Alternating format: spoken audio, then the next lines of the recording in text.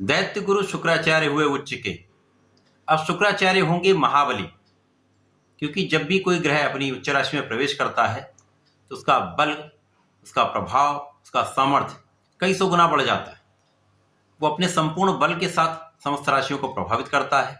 एक लाभान्वित करने वाला गोचर होता है जो समस्त जातकों को भी प्रभावित करता है, समस्त राशियों को भी प्रभावित करता है। अब शुक्राचार्य जो इस भौतिक जगत के अत्यंत शुभ ग्रह हैं, समस्त सुखों की प्राप्ति कराते हैं। जब ये उच्च के होंगे तो सर्वश्रेष्ठ लाभ देने वाले हैं। परंतु यदि अवलोकन करें तो यहाँ पर शुक्राचार्य अपनी उच्च राशि में होंगे, परंतु यहाँ पर राहु का गोचर भी चल रहा है, जिसके कारण शुक्र अत्यंत बलवान होते हुए भी राहु के साथ दूषित प्रभाव में भी होंगे, जिसका प्रभाव भी समस्त लोगों को प्राप्त होने वाला है।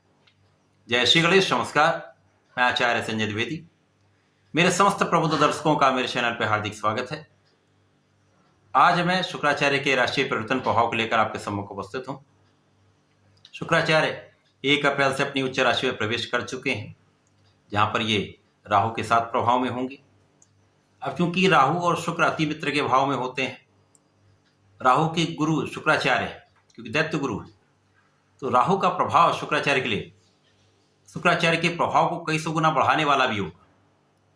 परंतु जब ये दूषित प्रभाव में आएंगे, जब दोनों ग्रहों के बीच का अंतर न्यून हो जाता है तो दूषित प्रभाव आ जाए, तो निश्चित रूप से इस समय में जिन जिन भाव के स्वामी शुक्राचार्य हैं, जो जो इनके कारक भाव हैं, वहां पर नकारात्मक प्रभाव मिलने लगता है, क्योंकि उस भाव की अति हो जाती है, उसकी प्रबलता इतनी बढ़ जाएगी वो अति हो जाती है। तो अति किसी भी चीज की कष्टकारी होती है। तो ये समय कुछ विशेष लाभ मिलने का भी है, परंतु कुछ समस्याओं का भी है, जिससे सावधान रहने की आवश्यकता हो।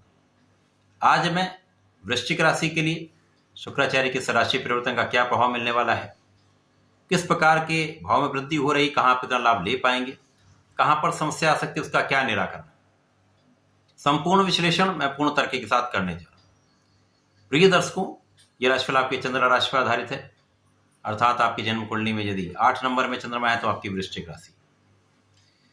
वृश्चिक राशि के लिए यदि हम देखें तो मंगल और शुक्र का आपसी संबंध समभाव में होता है, परंतु तात्कालिक रूप से मैत्री का भाव है, जिसके कारण मित्रवत संबंध बन रहा है। वृश्चिक राशि के लिए यदि हम अवलोकन करें तो शुक्राचार्य यहाँ पर सप्तम के स्वामी था, व्यय भाव के स्वामी है।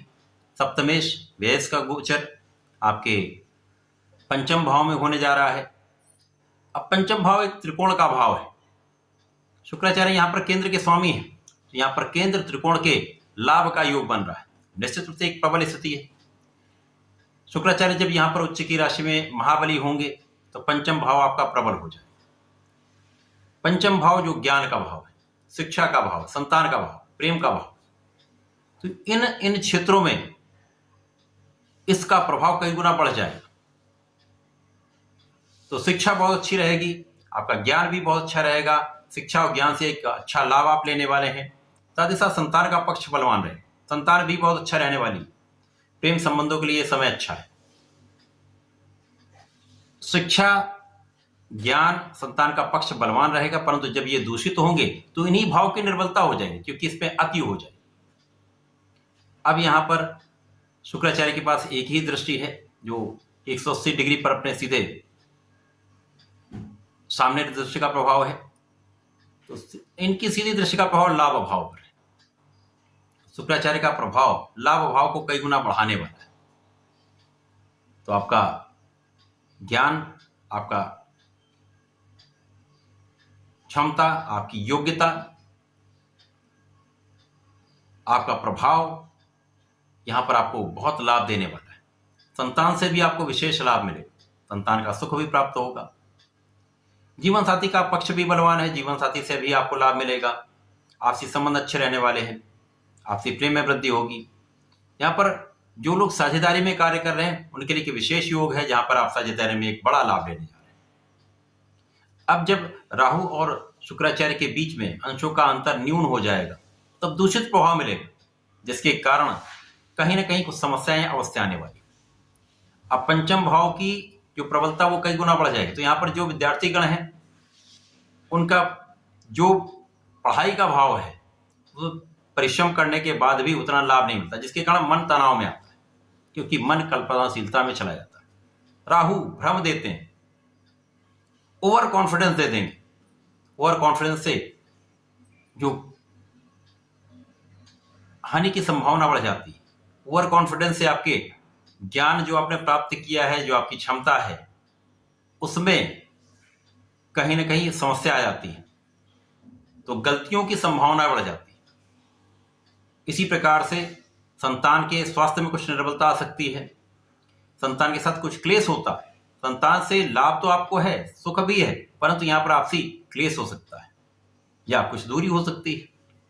प्रेम संबंध जब ये दूषित होंगे, बिल्कुल अच्छे नहीं रहने वाले, यहां पर भ्रम के कारण आपसी संबंध गड़बड़ होंगे। साथ ही साथ यहां पर प्रेम संबंधों में धोखे की संभावना बढ़ जाती है।